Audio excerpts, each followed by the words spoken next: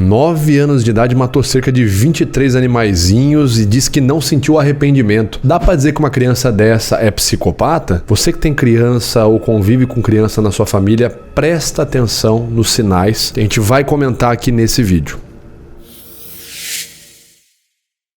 Olá pessoal, meu nome é Vitor Santos, eu sou especialista em comunicação e comportamento não verbal e você está no canal Metaforando, o maior canal de linguagem corporal do mundo. E hoje nós vamos falar então dessa tragédia que aconteceu recentemente na cidade de Nova Fátima, no Paraná, onde um garotinho de apenas 9 anos de idade entrou ali na fazendinha dentro de um hospital veterinário e matou cerca de 23 animaizinhos. Não é apenas que ele matou, não, ele mutilou.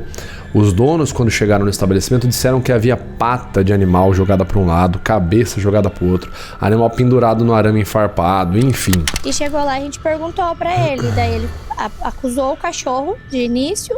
E eu falei, olha, eu sou veterinária, eu examinei os coelhos, eu examinei tudo e não foi o cachorro. Aí ele confessou que tinha sido ele. E o que ele falou que ele fez? Ele falou que chutou a cabeça e arremessou na parede. Resquícios de crueldade mesmo. E uma das coisas que mais chamou a atenção foi o fato de que, conforme os donos ainda, né, os veterinários ali da clínica, quando eles foram atrás desse garoto, porque eles conheciam o garoto, e a polícia foi junto, enfim, e o menino foi questionado sobre o que aconteceu, sobre o que ele fez, a resposta dele foi que ele não sentia arrependimento, que ele não se sentia tão mal assim pelo que havia feito. A polícia e o conselho tutelar foram até a casa do menino, que mora com os avós. Ele confessou que matou os animais e não demonstrou arrependimento. Aparentemente nem ficou muito impressionado com a gente. A gente foi com polícia, acredito eu que uma criança de 9 anos era para ter ficado bem assustada, né? Mas aparentemente ele não demonstrou muito remorso, não. Ele estava aparentemente até tranquilo. A gente perguntou se ele não tinha dó, se ele não, que era um coelhinho, é um bichinho bonitinho. Ele disse que mais ou menos. Com base em tudo isso, a pergunta que muitas pessoas me fazem é: Vitor, esse menino é psicopata? Dá pra dizer que essa criança já é um psicopata ou vai se tornar um psicopata? E pra gente poder responder isso, primeira coisa que eu tenho que te falar é que eu não sou psicólogo, ok? Então eu tô trazendo informações com base na literatura que eu conheço e especialistas que eu conheço, que eu já acabei participando de uma ou outra entrevista, uma ou outra participação em vídeo, como por exemplo, doutora Rosângela Monteiro, doutora Ana Beatriz, doutor Guido Palomba. Então tenha isso em mente, tá? A primeira coisa que você tem que entender é como que ocorreu esse caso. Então no dia 15 de outubro, esse menininho de apenas 9 anos foi até um hospital veterinário por volta das 18 horas, quando o local já estava fechado, pulou ali a parte de trás do hospital veterinário e levou um cachorro junto com ele. E no momento que ele pula aquele cercadinho, então ele começa a fazer ali as suas maldades, começa a maltratar os animais. Os donos do estabelecimento ali, os veterinários, olham pelas câmeras de segurança e vê que tem uma criança ali, né? E vão até o local então para ver o que está acontecendo. Eles imaginaram que a criança estava lá apenas para brincar com os animaizinhos e não para fazer maldade. Até porque, olha que interessante isso daqui, aquele menino já estava na véspera dos eventos, ou alguns dias antes dos eventos, quando foi inaugurada na clínica aquela fazendinha, o menino participou daquela festa de Dia das Crianças de inauguração. E ele viu ali os animaizinhos, né? Então, quando os veterinários viram pela câmera de segurança e viram que era aquele menino, já conheciam, falaram, ele voltou aqui para brincar com os animaizinhos. Você consegue ver a premeditação do menino? Ele foi num dia antes, viu como é que era, onde que os animaizinhos ficavam guardados, voltou no dia seguinte, mas voltou às 18 horas. Depois que o estabelecimento estava fechado, quando já não tinha mais ninguém ali, né? Não tinha funcionário, não tinha segurança nem nada. Ele voltou ao cair da noite. Você consegue ver a premeditação desse garoto? É uma premeditação normal para uma criança? Não sei, eu estou aqui trazendo questões. Então, quando os donos do estabelecimento vão até o local, eles ficam horrorizados com o que eles veem. Eu cheguei aqui e vi todos esses animais jogados no chão e a princípio eu achei que tinha sido o cachorro, né? Que havia feito tudo isso, porque a gente não acredita, a gente tinha acabado de realizar o sonho, né? Um dia antes. Então estava tudo perfeito e no outro dia chegar e se deparar com uma cena horrível dessa. E depois que a gente viu que não era o cachorro, foi muito triste. Hoje foi um pesado, né? Todo mundo de luto e comoveu a cidade, né? Patas de coelhinhos, animaizinhos penduradas, porquinhos da Índia destroçados, mutilados, pedaços de cabeça espalhados, membros espalhados, coelhos, filhotinhos de coelhos que são arremessados cerca de 3 metros de distância, presos no arame na parede. Uma cena realmente brutal e chocante. E a primeira reação dos proprietários do estabelecimento foi justamente se chocar com aquilo e atribuir a culpa ao cachorro, né? A própria moça ali, a dona do estabelecimento, fala que ela ficou abismada com a reação do cachorro, como que um cachorro fez tudo aquilo. Porque tinha um cachorrinho lá dentro, né? O menininho pulou com um cachorro e colocou um cachorrinho pra dentro. Era pro cachorrinho também perseguir os animaizinhos. Só que o grande ponto é que esse menino, quando viu os donos ali, os veterinários, ele pulou por um muro no fundo e saiu correndo. O cachorro ficou sozinho. Quando os veterinários viram as câmeras de segurança e entenderam o que tinha acontecido, que realmente o menino tinha feito tudo aquilo, eles ficaram ainda mais chocados. Portanto, foram com a polícia até a casa do menino e ele disse que não sentia arrependimento nenhum pelo que tinha feito. A gente foi com polícia, acredito eu, com uma criança de 9 anos, era para ter ficado bem assustada, né? Mas aparentemente ele não demonstrou muito remorso, não. Ele estava aparentemente até tranquilo. A gente perguntou se ele não tinha dó, se ele não, que era um coelhinho, é um bichinho bonitinho.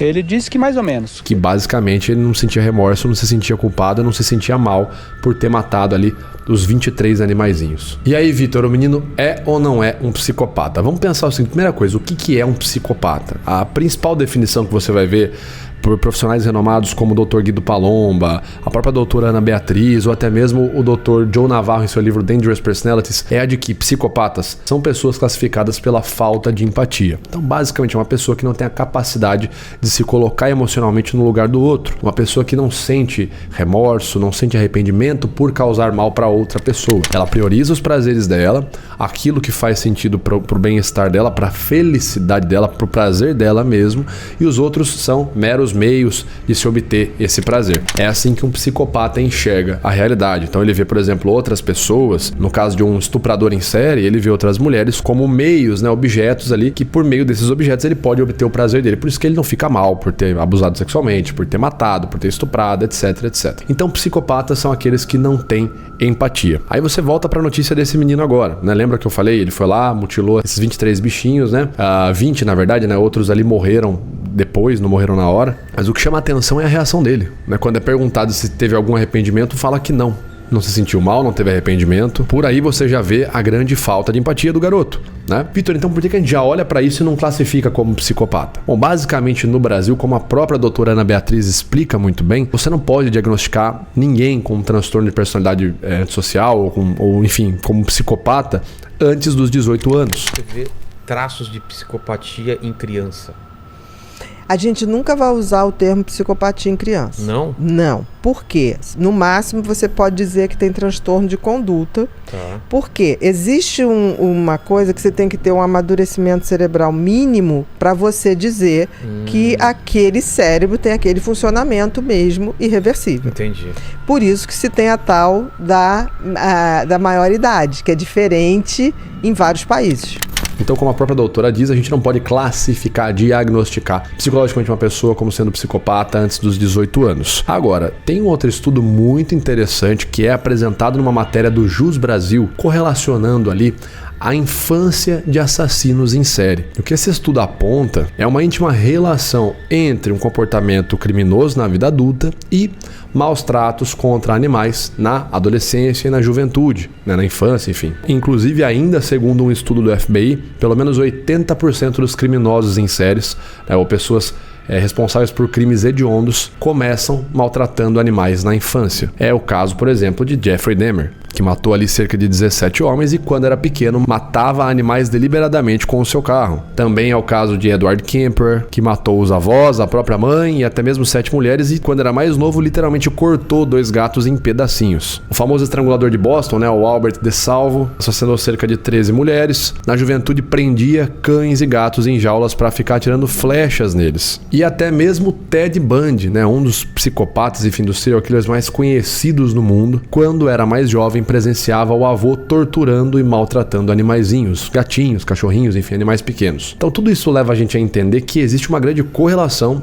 entre maus tratos de animais ali na fase da infância e um comportamento criminoso na vida adulta. Mas para entender a intenção das pessoas ao seu redor, você precisa saber analisar o comportamento não verbal delas. E você que tem essa vontade de dominar a sua comunicação, de saber ver aquilo que os outros não conseguem ver, de fazer realmente uma leitura do comportamento não verbal das pessoas ao seu redor e deseja aprender tudo isso economizando o seu dinheiro, eu te convido agora mesmo a se inscrever gratuitamente na nossa Black Friday exclusiva Metaforando, a melhor condição jamais vista aqui no canal. Tá curioso? Quer saber como vai funcionar? Clica no link aqui na descrição desse vídeo e inscreva-se, é de graça, e aproveite a nossa promoção Black Friday, ok? Continuando o nosso vídeo aqui então, vale lembrar que existe também o que é comentado por vários psicólogos, o que inclusive é comentado no clássico Mindhunter, como a tríade diabólica, né? Ou a tríade do mal, os 3 pilares que geralmente assassinos em série, pessoas narcisistas, antissociais, enfim, apresentam, que é o quê? A maior parte deles tinha obsessão com o fogo, né? Com a imagem, com o fogo desde pequenos, tacaram fogo em alguma coisa, ou incendiaram a própria casa, o próprio carro, enfim. Demoraram muito para parar de fazer xixi na cama e nas calças, e maltratavam animais na infância. Se você pega a maior parte dos psicopatas que a gente conhece aí, os serial killers, nem todo é psicopata, mas enfim, popularmente conhecidos como psicopatas, a vasta maioria deles na infância atendia a essa tríade, né? Tinha esses 3 pontos em comum, né? Demoraram muito para parar de fazer xixi na cama, tinham obsessão com o fogo, tacaram fogo em alguma coisa, enfim, e maltrataram animais na infância. Então, esse menino de 9 anos, age de maneira premeditada, vai no lugar primeiro, vê como é que é o lugar, depois volta no dia seguinte, mas não volta na hora que a fazendinha tá funcionando, não, volta quando tá tudo apagado, de noite, sem ninguém ali pra atender ele, enfim, pula a parte de trás do local, pula o cercadinho, faz o que faz, quando vê que é descoberto, se ligou que chegou o casal ali, foge, e depois quando é questionado fala que não tem remorso nenhum. É um comportamento minimamente esquisito, é um comportamento que deve levantar suspeitas, que deve levantar bandeiras, que deve levantar ali um grande alerta na sua cabeça, né? E é algo que você deve prestar atenção em crianças, né? Não falo assim, tá, uma criança vai matar um seu animalzinho, não é isso, mas uma criança pode acabar fazendo mal para outra criança. Então, se você tem filhos, primos, sobrinhos, pessoas mais novas, fique atento a esses comportamentos em outras crianças, né? Uma criança que não tem empatia, causa mal para os outros ali, parece que não sente remorso, parece que não se sente culpada por nada. Não, parece que ela não vê o peso da ação dela prejudicou o outro, ela não se sensibiliza por ter prejudicado o outro. Criança com problemas ali urinários, né, que não consegue manter o controle e já até depois de uma certa idade ainda não consegue controlar e acaba urinando nas calças. Uma criança com obsessão pelo fogo, tacar fogo nas coisas, incendiar coisas e principalmente com esse comportamento, essa recorrência de maus tratos a animais. Tome muito cuidado com crianças assim, preste muita atenção em crianças assim. Não é porque o Conselho Federal de Psicologia do Brasil te diz que você não deve diagnosticá-lo e chamá-lo de psicopata, que você tem que deixar essa criança andar com seu filho, entendeu? Pelo amor de Deus, é o mínimo do mínimo. Eu não posso chamar de psicopata, mas não preciso trazer pra minha casa, não preciso mandar meu filho pra casa dessa criança, não preciso deixar meu filho e minha filha perto dessa criança, então é o mínimo do mínimo, né? O que o CFP fala, obviamente eles são mais do que estudados para falar sobre isso, mas você não pode se regular apenas por uma coisa que alguém falou, né? Tome em conta, leia, saiba das coisas tudo, mas quando for lidar com a sua vida, com os seus filhos principalmente, sempre redobre o cuidado e a atenção.